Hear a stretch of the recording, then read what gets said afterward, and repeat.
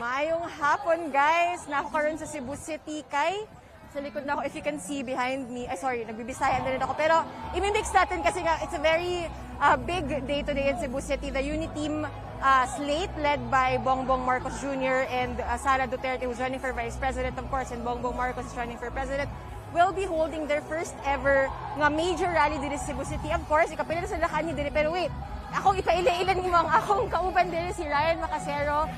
He's been tracking down and following closely politics at Cebu. Ryan? Yes. So ikapila na lakani dito. How many times has the Uniteam slate been here, or rather the Bongbong Marcos and Sara been here in the past?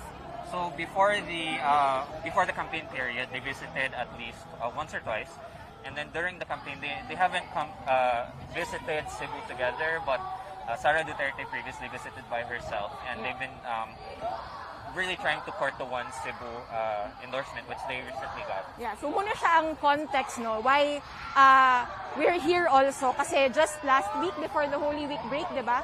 Finally, Bongbong Marcos Jr. and Sara Duterte, kasi previously, one Cebu only explicitly supported Sara Duterte, but now the endorsement, it's not just an endorsement rather, it's an alliance na.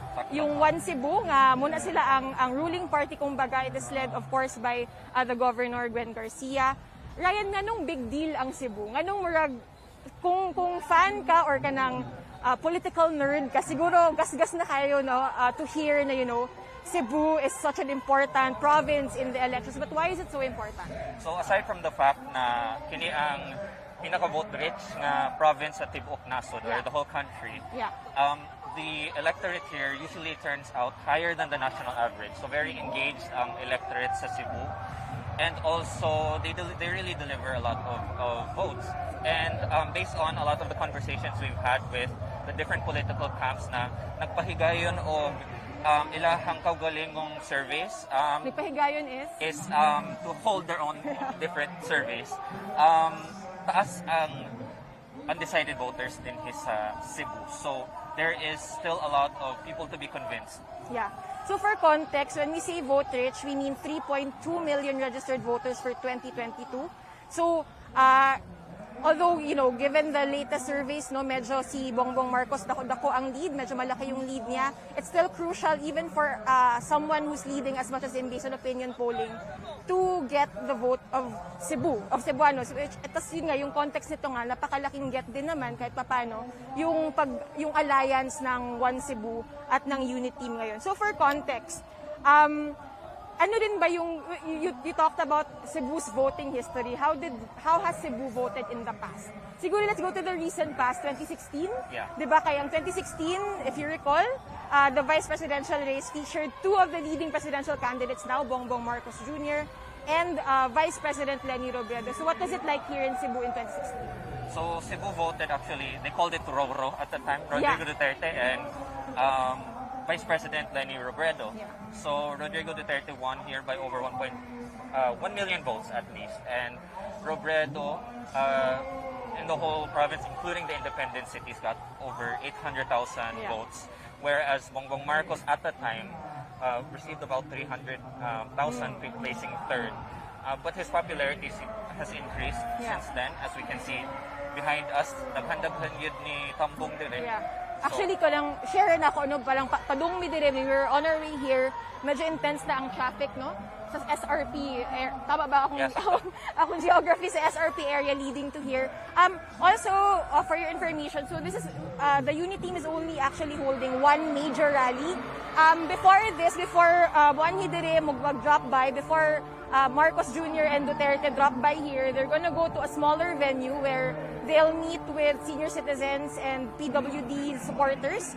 Pero in effect, kani siya nga rally, this rally is for the entire province na. So we're talking about northern Cebu, southern Cebu, all converging in Cebu City this afternoon for the first major Uniteam rally in Cebu province. So also kanang for context na pod, no, nakadang, so di-mention ni Ryan, di ba, ang numbers nila ni Robredo and also Bongbong Marcos.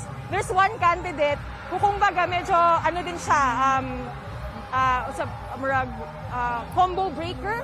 sa race no between the two leading candidates of the vice presidential race, and that's Alan Peter Cayetano, who was then the running mate of Rodrigo Duterte. So pila siya ka votes? Murag around 5 or 600,000 5 or 600,000. So dako-dako po siyang taon nga votes, no? Compared to, I mean, if you're talking about how the votes were distributed. So the thing is now, there is no Alan Peter Cayetano, obviously, and a lot of analysts see it as a two-way race now between Bongbong Marcos Jr., who's leading by a considerable margin over Leni Robredo. So it's interesting kung unsay mahitabo sa Cebu, no? Kanilayan, interviewon ta ka, no?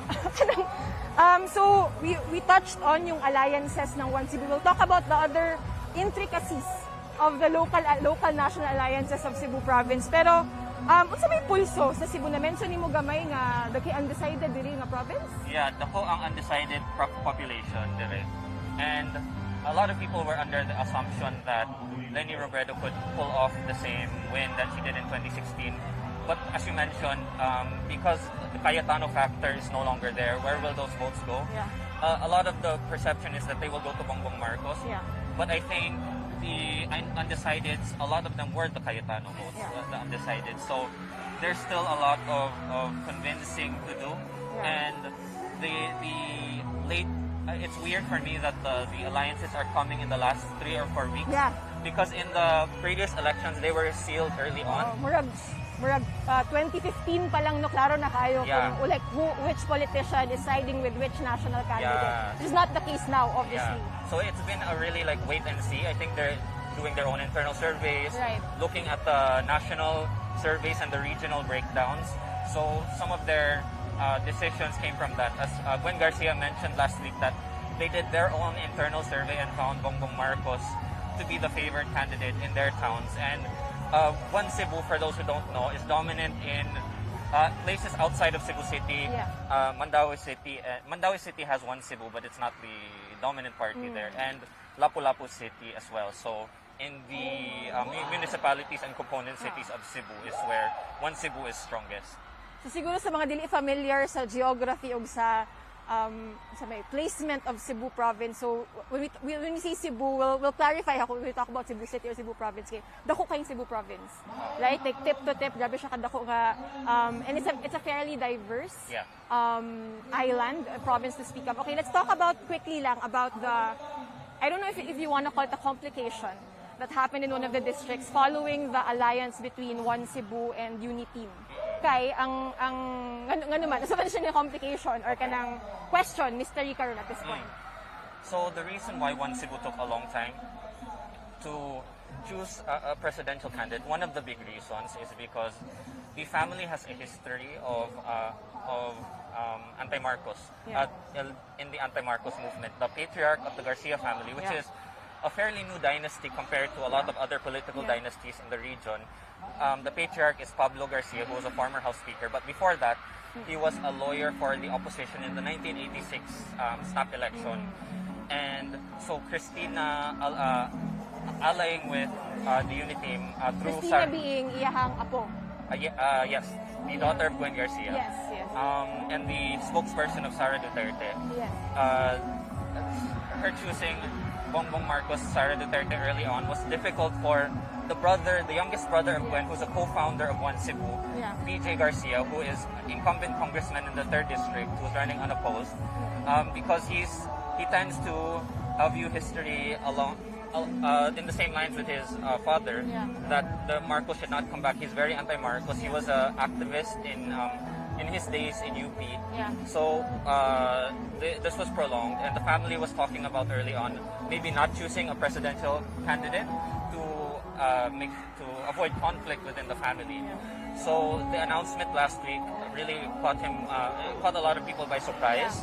And he as soon as One Cebu sealed the alliance, he put out a statement saying that he would not go along with the supporting Uniteam or the endorsement of Uniteam, and is still supporting the candidacy of Isko Moreno. And his district has a significant voting population. It's on the other side of Cebu, 3rd district, and it has about 329,000 voters. And a lot of the mayors are said that they would also support the candidate of PJ Garcia.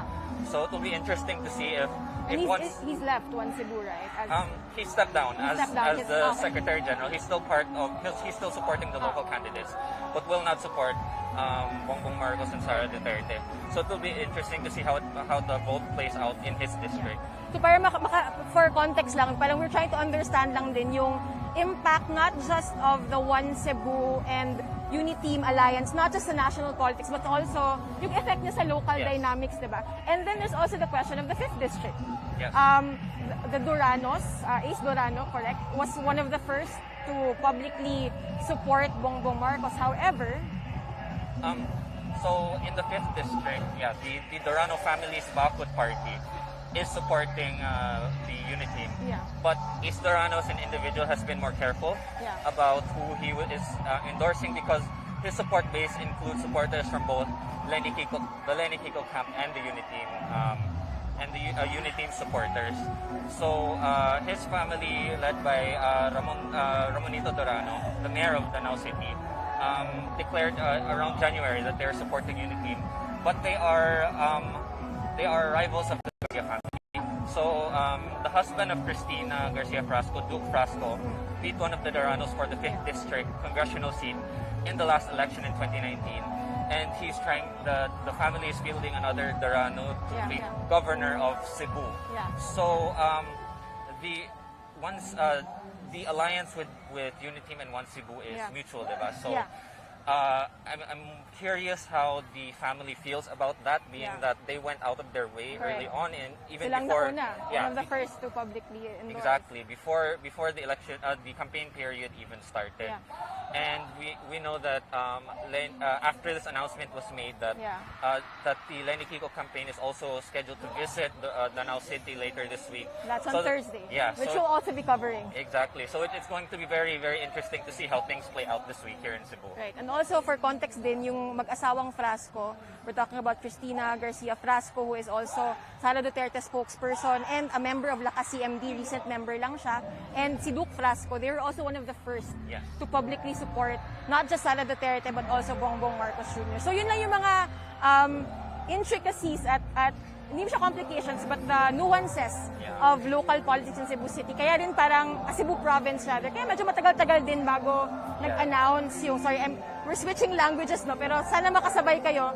If it's a little confusing since we're switching languages, I think Ryan's report from the signing of the alliance between One Cebu and Uniteam would help you make better sense of the political landscape here in Cebu. So, anyway, the time is 5:11. We're at 5:30 pa scheduled mga bot. Darating na dito yung mga senatorial bets ng Uniteam slate. And then around 6 or 7 siguro, Bongbong Marcos Jr. and Sara Duterte are expected to arrive here to lead the rally here nga in SRP in Cebu City. So mag-live me as long as we can. Signal's kind of hard kasi medyo marami-rami nang ang tao. Kahit open space to, the density of people makes signal a little difficult for us. So we'll try to go live later sa rally itself. If not, we'll be posting videos from the rally. I would ask kung may mga tanong yung mga viewers natin, pero hindi pala tayo nakaka-monitor live kasi hirap yung signal namin ngayon. So yun lang muna from Ryan and myself. We will be covering the rally of the Uniteam here in Cebu City. Tune in to Rappler.com for the stream if you're able to stream, and for text reports following today. Thank you guys for watching, and follow us on Twitter, but we're not sure if Signal will allow us to tweet as well. Thank you for watching, and keep it on Rappler. Thanks guys. Bye. Salamat.